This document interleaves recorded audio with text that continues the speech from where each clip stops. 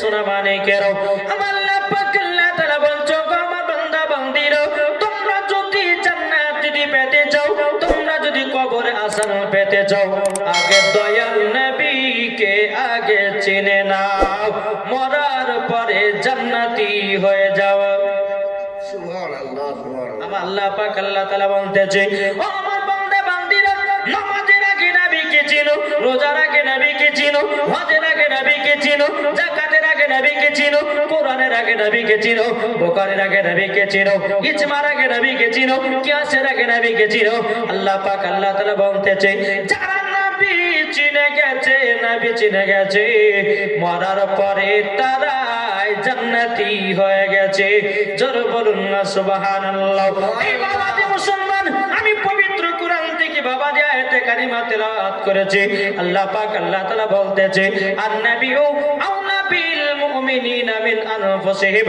আল্লাহ পাক আল্লাহ তাআলা বলছেন প্রত্যেকটা মুমিনের আত্মার চাইতে আমার নবী মুস্তাফা নিকটে আছে জোরে বলেন সুবহানাল্লাহ তাহলে বাবাজি নবী যদি আত্মার চাইতে যদি নিকটে থাকে তাইলে এখানে বোঝা গেল জান যেখানে নবী আছেন সেখানে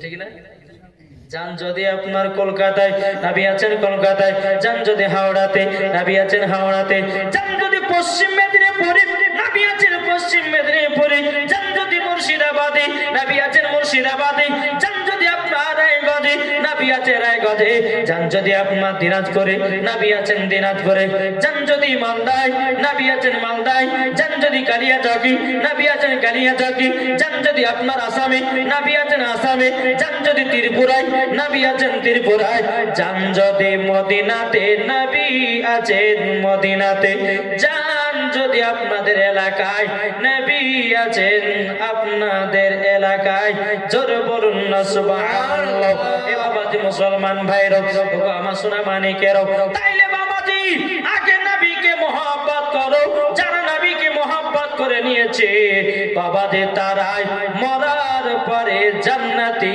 হয়ে গেছে জোর বলুন না সুবহানাল্লাহ বাবাজি মুসলমান ভাইরা এ সোনা মানিকেরও আজ আমরা মুসলমান বাবাজি সঠিকভাবে নামাজ পড়তে পারি না আমরা মুসলমান রোজার মাসে রোজা করতে পারি না আমরা মুসলমান আমরা নবীর সুন্নাতকে আপনার পালন করতে পারি না আমরা মুসলমান কিন্তু বিরাদর ইসলাম মুআদ্দাস সামানিকেরাও আমরা কখনো নবীকে মহব্বত করতে পারলাম না আল্লাহ পাক আল্লাহ তাআলা বলছো আমার বান্দা বান্দিরা তোমরা যদি নবীকে এক বিন্দু যদি মহব্বত করে অন্ধকার কবরে যাও ওই কবরে জান্নাতি জান্নাতি জোরে বলেন সুবহানাল্লাহ বাবাজি মুসলমান ভাইরা আমার নবী মুস্তাফা বলছো আমার বান্দা উম্মত উম্মতানেরা তোমরা যদি পৃথিবীর সরজমিনে তিনটা জিনিস যদি ঠিক করতে পারো মরার পরে জান্নাতি জান্নাতি সুবহানাল্লাহ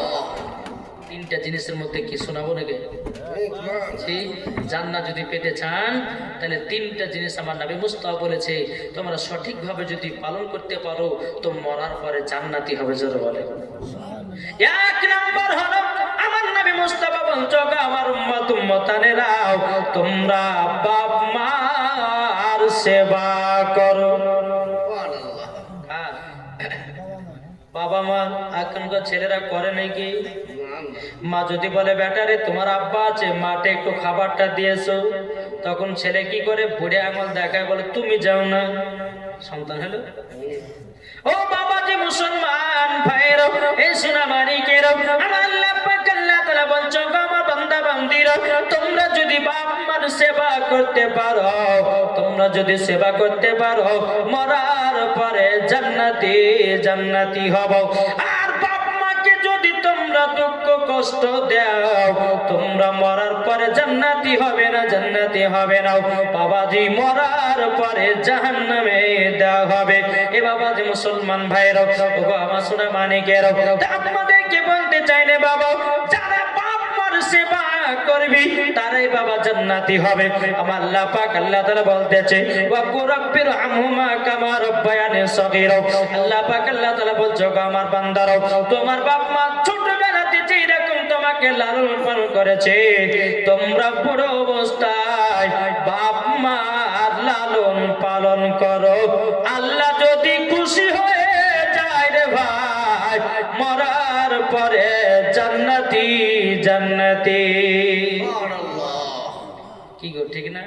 মায়ের দোয়াতে জান্নাত হয় কি হয় না? জি। আর মা যদি বেটার জন্য চোখের জল ফেলিয়ে কান্না করে, ওই সন্তান যতই নামাজ রোজা করুক আল্লাহর দরবারে কবুল হবে না। এক নম্বর বাপ মার সেবা, ঠিক আছে? তাহলে বাবাদের চলুন কেমন সেবা করতে হবে চলুন। মুসা কালিমুল্লাহ তিনি তুর পাহাড়ে গেছেন, যাওয়ার পরে বলছে আল্লাহ গো আমার বন্ধুর প্রয়োজন। কিসের প্রয়োজন? বন্ধু। আল্লাহ বলছে বলে মুসা হঠাৎ করে বন্ধুর কথা বলছো মানে? বলছে আল্লাহ গো বন্ধুর প্রয়োজন। আল্লাহ গো আপনারও তো বন্ধু আছে, আল্লাহর বন্ধুকে একে গো আল্লাহর বন্ধুকে যা আল্লাহর বন্ধু হলো আমাদের নবী মুস্তাফা। আমার মুসা কালিমুল্লাহ বলছে বল আল্লাহ আল্লাহ গো আপনার বন্ধু তো আছে আখের জামানার নবী, আল্লাহ গো আমারও একটা বন্ধুর প্রয়োজন আছে, আমি তাকে সাথে করে জান্নাতে নিয়ে যাব। জোরে বলেন সুবহানাল্লাহ। আল্লাহ পাক আল্লাহ তাআলা বলছে এ মুসা কালিমুল্লাহ তবে শুনে রেখে দাও, ওগো মুসা কালিমুল্লাহ তোমার বন্ধু হবে একজন কসাই। কে কসাই? কসাই কি করে? কসাই মুসা নবী বলতে চাল্লা গো আমার এমন একটা বন্ধু দিলেন, আমি তাকে জান্নাতে তো নিয়ে যেতে পারবো না, আমি তো বন্ধু তো বানাতে পারবো না। আল্লাহ পাক আল্লাহ তাআলা বলতেছি বলো গো আমার মুসা কালিমুল্লাহ, মুসা কালিমুল্লাহ তুমি যে কসাইয়ের কথা বলতেছো ওই কসাই হলো আলাদা। জোরে বলেন সুবহানাল্লাহ। কি গো ঠিক না?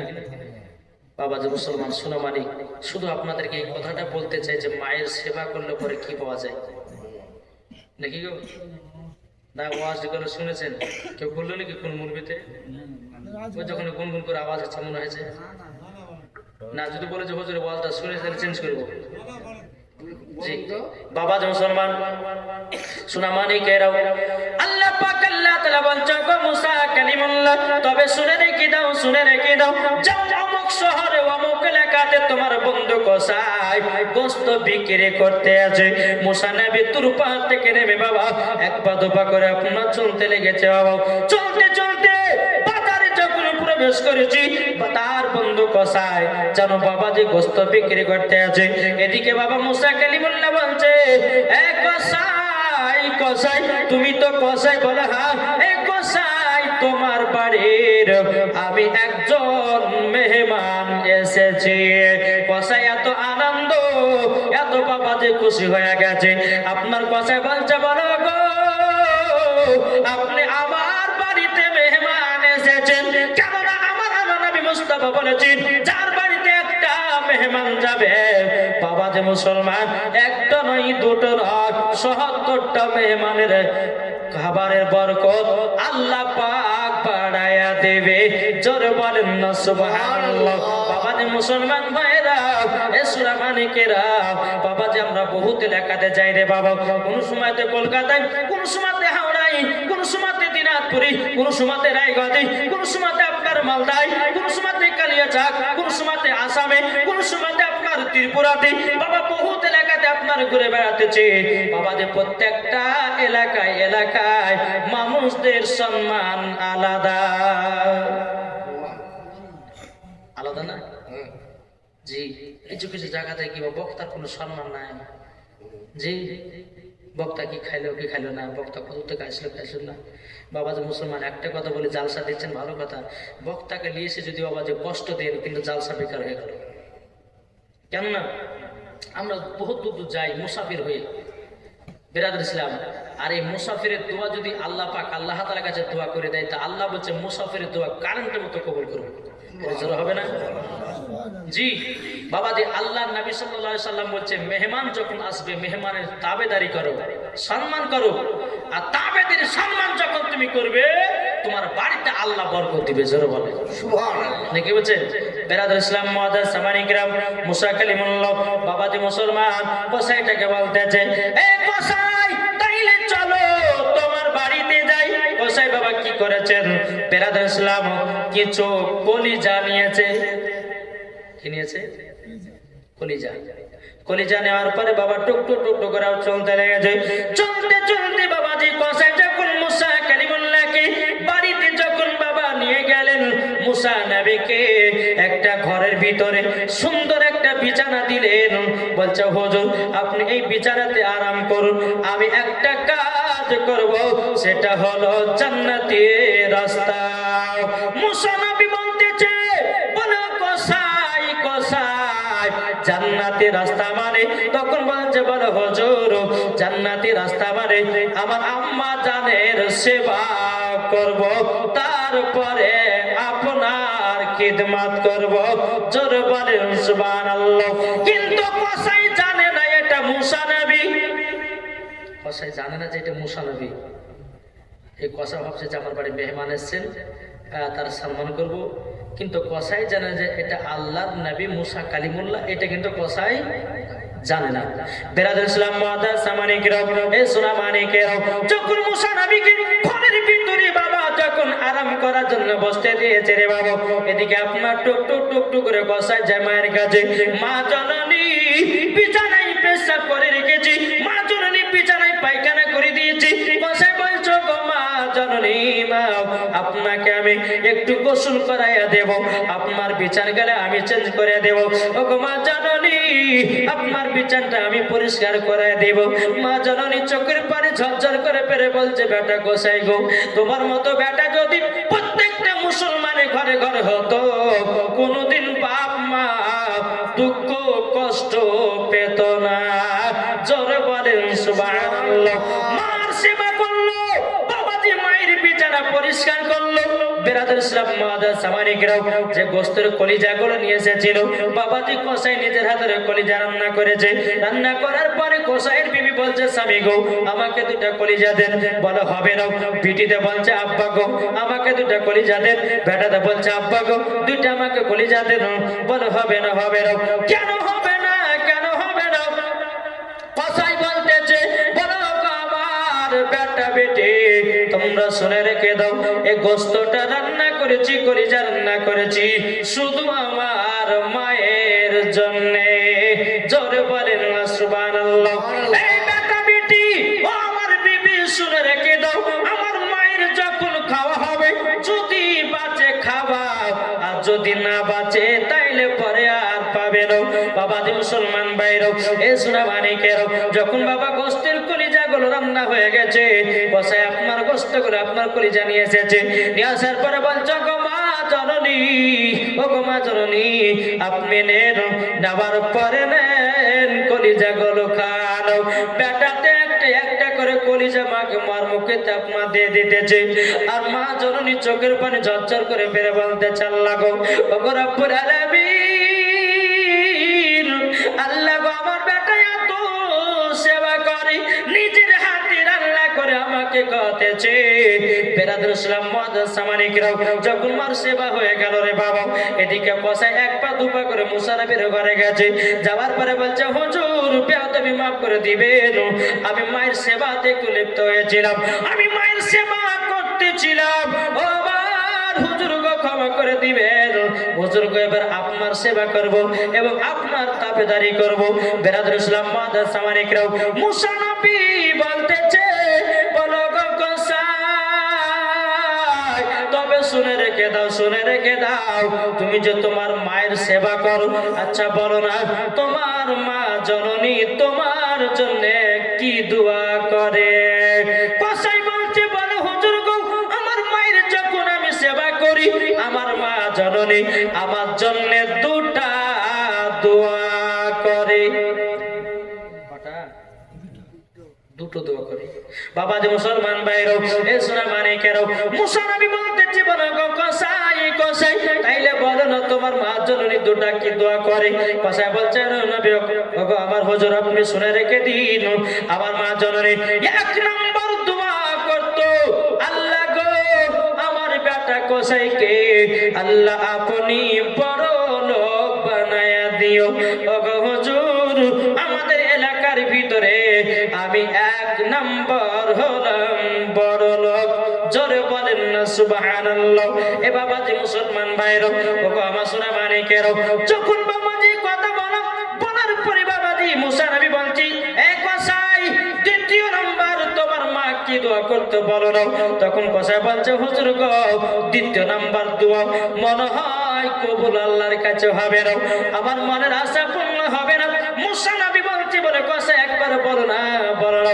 কসাই তখন বলছে, হুজুর আমার মা জন্য 2য় নাম্বার দোয়াটা করতো, আল্লাহর কাছে বলতো, আল্লাহ আল্লাহ আমার কসাই বেটাকে মুসা নবীর সঙ্গে জান্নাত বানায়া দিও, বন্ধুও বানায়া দিও। সুবহানাল্লাহ, সুবহানাল্লাহ। বলে এই দোয়া করেছে তোমার মা? বলে হ্যাঁ। বলে এই দোয়া করেছে বলে বাবাজি মুসলমান ভাইরা, এ সোনা মানিকেরা, মুসা কালিমুল্লাহ বলছে বলে কসাই, এই কসাই তুমি কি আমাকে চিনতে পারো না? চিনতে কি পারো না? তখন কসাই বলতেছে বলে কে আপনি, নামটা একটু বলুন না। মুসা নবী বলছে, গো কসাই, তোমার মায়ের দোয়াতে তুমি আমার বন্ধু হয়েছো এবং আমার সাথে তুমি জান্নাতে যাবা। জোরে বলেন সুবহানাল্লাহ। কসাই বলতেছে কে আপনি, বলুন না, বলুন না। বলে আমার নাম হলো মুসা কালিমুল্লাহ। জোরে বলেন সুবহানাল্লাহ। যখন বাবাজি কথা বলো, কসাই এত আনন্দ, এত আনন্দ, এত আনন্দ, বলে আল্লাহ গো, ওগো রব্বুল আলামিন আমার মায়ের দোয়া কবুল করেছো। ওগো রব্বুল আলামিন, আমি মুসা নবীর বন্ধু হয়েছি এবং কি আমি জান্নাতীও হয়ে গেছি। জোরে বলেন সুবহানাল্লাহ। তাইলে বাবাজি এই কসাই বাবাজি জান্নাতি হলো কার দোয়াতে? মায়ের দোয়াতে। ঠিক না? মায়ের দোয়াতে বাবা জান্নাতি হলো, মায়ের দোয়াতে জান্নাতি হলো। তাই যুবকেরা আপনাদেরকে বলতে চাই, মা বাবাকে কেউ দুঃখ কষ্ট দিবেন না, মা বাবাকে কেউ আপনারা মারধর করবেন না, মা বাবাকে একটু খেতে দিবেন বাবা, আল্লাহ খুশি হয়ে যাবে। জোরে বলেন সুবহানাল্লাহ। বাবাজি মুসলমান ভাইরা, কই বলতেছে মায়ের দিলেতে ব্যথা কখনো দিও না, কখনো দিও না, মায়ের দিলেতে ব্যথা কখনো দিও না, কখনো দিও না। ছেলে যদি কোথায় যায় মায়ের মনে শান্তি নাই, ছেলে যদি কোথায় যায় মায়ের মনে শান্তি নাই। মা জননী, মা জননী দোয়া করলে দোয়া কবুল হয়ে যায়, মায়ের দিলেতে ব্যথা কখনো দিও না, কখনো দিও না। ঠিক না? মা বাবা দুঃখ পেলে নামাজ রোজা বেকার হবে, মা বাবা কষ্ট পেলে নামাজ রোজা বেকার হবে। মায়ের সেবা করো তোমরা, মায়ের সেবা করো তোমরা, জান্নাত পেয়ে যাবে।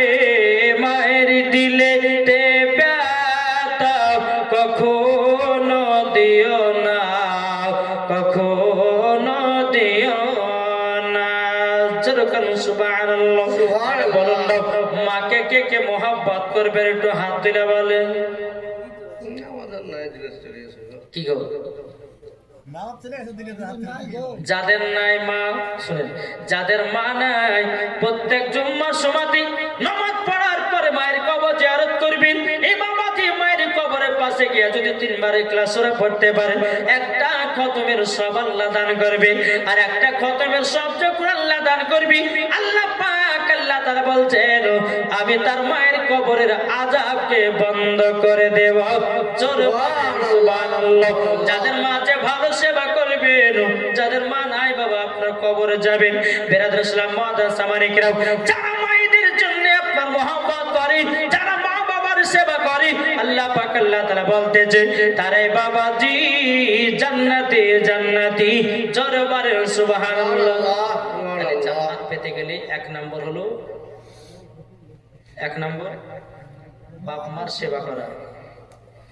আমি বললাম না 3টা জিনিস যদি মেনে চলতে পারে ইনশাআল্লাহ মরার পরে জান্নাতি। তাহলে একটা হলো বাবাজি বাপ মার সেবা করা। দ্বিতীয় নাম্বার বাবাজি ইমামদেরকে মোহাব্বত করা। কাদেরকে? ইমাম। এখন তো বাবাজি ইমামদের মোহাব্বত নাই, ইমামদের ভালোবাসা নাই। কোন মুসল্লিতে বলতেছে বলে ইমাম সাহেব মসজিদ কেন ঝাড়ু লাগান নাই, কে বলছে বলে ইমাম সাহেব আপনার কিনা পায়খানা এখানে পরিষ্কার নাই। বাবাজি কথা জীবনে বলবেন না। ইমাম মানে হলো বাবা বাদশাহ, আর বাদশাকে যদি কেউ হুকুম করে আল্লাহ নারাজ হয়ে যায়, ঠিক না বাবাজি? মুসলমান ভাইরা, আপনাদেরকে বলতে চাই আজ যে ইমাম নাইলে পরে আপনার আব্বার জানাজার নামাজ হবে না, যে ইমাম নাইলে পরে আপনার বাড়িতে বাবাজি মুসলমান আপনার বেটি বেটারা কোরআন শিখতে পারবে না, যে ইমাম নাইলে পরে বাবাজি আপনার বেটির বিবাহ হবে না, আপনার ইমাম নাইলে পরে আপনার মায়ের জানাজার নামাজ পড়া হবে না। তাইলে বাবাজি এই ইমামের কেন সম্মান নাই? আবার কিছু কিছু মুসল্লিরা বলে যার নাই গতি সেই করে ইমামতি, ওর কান পট্টিতে একটা চর মারতে হবে। আরে ভাই শুনে রেখে দাও, যার আছে গতি সেই করে ইমামতি। ইমামদেরকে সম্মান দিন। আল্লাহ বলছে যারা ইমামদেরকে সম্মান দিবে ওই ইমামের সঙ্গে কাল কিয়ামতের ময়দানে হাসর হবে। জোরে বলেন। আর যদি কোনো ব্যক্তি যদি বাবাজি বেধর্মীদের সঙ্গে, কোনো ব্যক্তি যদি মদখোর জিয়াগরের সঙ্গে যদি বন্ধুত্ব রাখে, তার সঙ্গে তার হাসর হবে কাল কিয়ামতের ময়দানে। তাহলে বলুন ইমামের সঙ্গে হাসর হওয়া ভালো না একজন মদখোরের সঙ্গে হাসর হওয়া ভালো? ঠিক না? তাহলে বাবাজি ইমামদেরকে, এখন আপনার ইমামদের এতইটা বেতন কম, বেতন কম, মাস গেলে 6,000 টাকা 7,000 টাকা। হায় হায় কি জামানা আসলো রে ভাই। আচ্ছা বলুন ইমামদের এই যে ইমামেরা 5 ওয়াক্ত নামাজ পড়াচ্ছে, কত কষ্ট, কষ্ট না? দুনিয়ার সরজমিনে যতগুলি বাবা চাকরি আছে, মেন চাকরি হলো 5 ওয়াক্ত নামাজ পড়া, ঠিক না? 5 ওয়াক্ত নামাজ সঠিক টাইমে পড়া। আবার যদি কোনো সময় যদি বাবাজি ইমাম সাহেব বলে যে আমি আজকে জোহরে আসতে পারবো না, আপনারা পড়ে এলেন, এটা হবে না, আপনাকে জোহরে নামাজে পড়ে যেতে হবে। ওরে বাবার মনে হচ্ছে মাথা কিনে রেখেছে, আছে না নাই? ইনশাল্লাহ। তাই বাবাজি ইমামদের সঙ্গে কেউ বেয়াদবি করবেন না, আর ইমামদের একটু বেতন বাড়াবার চেষ্টা করবেন। আমার আল্লাহ পাক আল্লাহ তাআলা বলতেছে ও আমার বান্দা বান্দীরা তোমরা শুনে রেখে দাও, শুনে রেখে দাও। দোতলা মসজিদ করলাম, টাইলস বসালাম, মার্বেল বসালাম, আর ইমামের বেতন যদি 4-5 হাজার টাকা হয়, আল্লাহ পাক আল্লাহ তাআলা বলছে বান্দারে তোমাদেরকে কাল কিয়ামতের ময়দানে আপনার গিরো বলতে হবে, হিসাব দিতে হবে।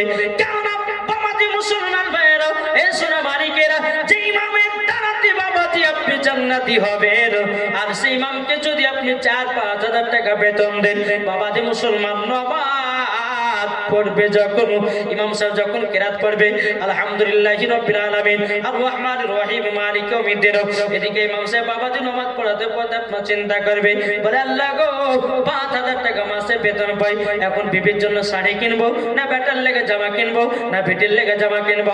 নামাজের ভিতরে বাবা চিন্তা বাবা চলে আসবে, আর নামাজের ভিতরে যদি চিন্তা চলে আসে নামাজ কাউরেরই হবে না। কি গো আমার কথা বুঝতে পারছেন? ইমাম যেন নামাজের ভিতরে চিন্তা যেন না করে, সেই রকম তার বেতনটা বাড়িয়ে দাও। আল্লাহ বলছে বান্দারে তোমরা ইমামকে দেখবা, আল্লাহ বলছে তোমাদের ঘর বাড়িকে আমি দেখব। কি গো ঠিক না? বাবাজি মুসলমান ভাইয়েরও, এ সোনা মানিকেরও, চল বাবাজি এগিয়ে যাই।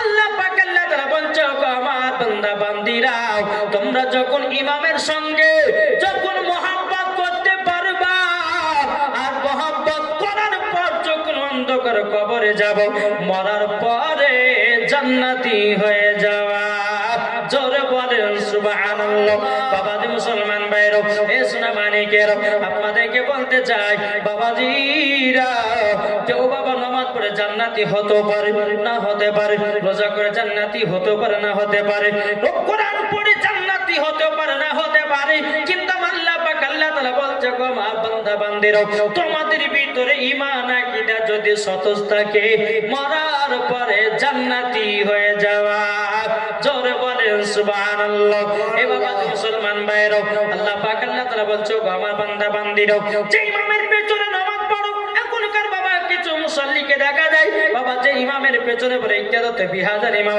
আর ওই ইমামের কিল লাগায় যাওয়া চায়ের দোকানে এখনকার বেরাদার মুআজ্জাজ সামানিকরাম চায়ের দোকানে 4টা মুফতি মাঠে বাবা 4টা মুফতি ঘাটে বাবা 4টা মুফতি এখন দুনিয়ার মানুষেরা বেশি মুফতি হয়ে গেছে রে বাবা আল্লাহ পাক আল্লাহ তাআলা বলছে রে বান্দারা রে তোমরা আলেমদের নামে কি বাদ গায়ো না যদি তোমরা আলেমদের নামে কি বাদ গাও কাল কিয়ামতের ময়দানে তোমাদের জিহ্বা কেটে জাহান্নামের আগুনে পোড়ানো হবে ও সোনা মানিকেরা জাহান্নামের আগুনে এত বাবা তাপমাত্রা বেরাদুসলাম মুআজ্জাজ সামানিকেরা আমরা দুনিয়ার সামান্য বাবা সূর্যের আলোর তাপমাত্রা সহ্য করতে পারি না যে জাহান্নামের আগুন বাবা 100 ফুট দূরে যদি আপনি দাঁড়ান বাবা যে মোমবাতি যেরকম ধরালে পরে বাবা যে পানির মতো গলে ওই রকম আপনার শরীর গলে যায় তাইলে বাবা যে কটা হলো 1 নম্বর বাপ মার সেবা করা 2 নম্বর ইমামদের সঙ্গে মহব্বত রাখা 3 নম্বর হচ্ছে নবী মুস্তাফার প্রতি মহব্বত ভালোবাসা জোরে বলেন সুবহানাল্লাহ যারা নবীকে মহব্বত করে নিয়েছে তারা মরার পরে জান্নাতি হয়ে গেছে জোরে বলেন সুবহানাল্লাহ আমার নবী তো বলেছেন ওগো আমার উম্মতানেরা রমজান মাস যখন আসবে তোমরা রোজা করো এখন অনেকে মানুষ আছে বাবা যে রোজা রাখতে চায় না গো হ্যাঁ মোটা সোটা যারা শরীর আছে দেখবেন পেট মোটা হাত তারা রোজা রোজা পেটে গ্যাস হয়েছে কি করে রোজা রাখবো আল্লাহ বুঝে করে কবর আয় গ্যাস কাকে বলে সেই দিন বুঝিয়ে দেবো তোকে আয় কি গো ঠিক না আর কিছু কিছু মা বোনেরা আছে কোনো বাচ্চা ছেলে যদি বলে 8 থেকে 9 বছরের বাচ্চা যদি বলে মা আজকে আমাকে সেহরি খেতে উঠাই তোমার আমি রোজা করবো না বেটা বেটা তোমার শরীর গলে যাবে তোমার শরীর খারাপ হয়ে যাবে রোজা করতে হবে না বহু পড়ে আছে রোজা করার লেগে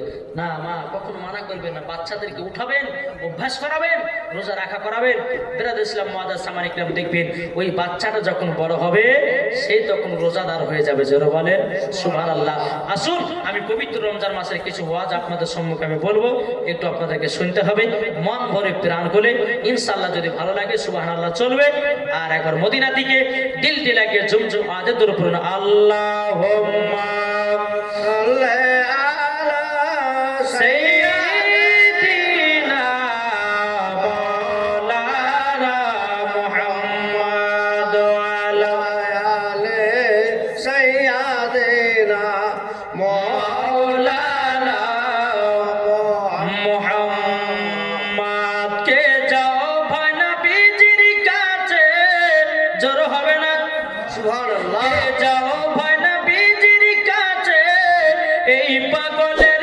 আরজি আছে আমার সালাম পৌঁছে দিও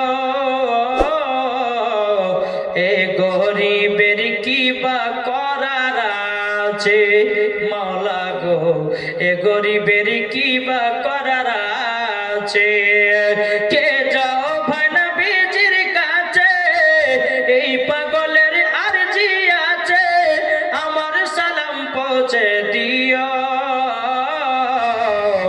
এ গরিবের কি বা করার আছে মাওলা গো এ গরিবের কি বা করার আছে টাকা করি নাই আমার শখ জেগেছে মদিনা যাওয়ার মনের দোয়া কবুল করো এ গরিবের কি বা করার আছে মাওলা গো এ গরিবের কি বা করার হচ্ছে যেরকম সুবহানাল্লাহ। বাবাজি মুসলমান ভাইরা, পবিত্র রমজান মাসে বাবাজি রমজান যখন শুরু হয়ে গেল, বাবাজি এক বাদশা অলৌকিক ঘটনা। বাদশা বলছে, বেটি রে, ও আমার বিবি শোনো, এটা রমজান মাস পড়ে গেল, এখন ফকির মিসকিন আসবে, তাদেরকে ভিক্ষা দিবা না, ইফতার খেতে দিবা না। কে বলছে? বাদশা তার বিবিকে বলছে, বিবি শোনো, এই রমজান মাস আসলো, কত ফকির মিসকিন আছে, আসে না? বহুত আছে। বাদশা বলছে, শোনো, আসবে, ইফতার চাইবে, ইফতার দেবে না, টাকা পয়সা দান করবে না, আর যদি দান করেছো তাহলে কিন্তু তোমাকে বাড়ি থেকে বিদায় করবো। আর বিবি করবে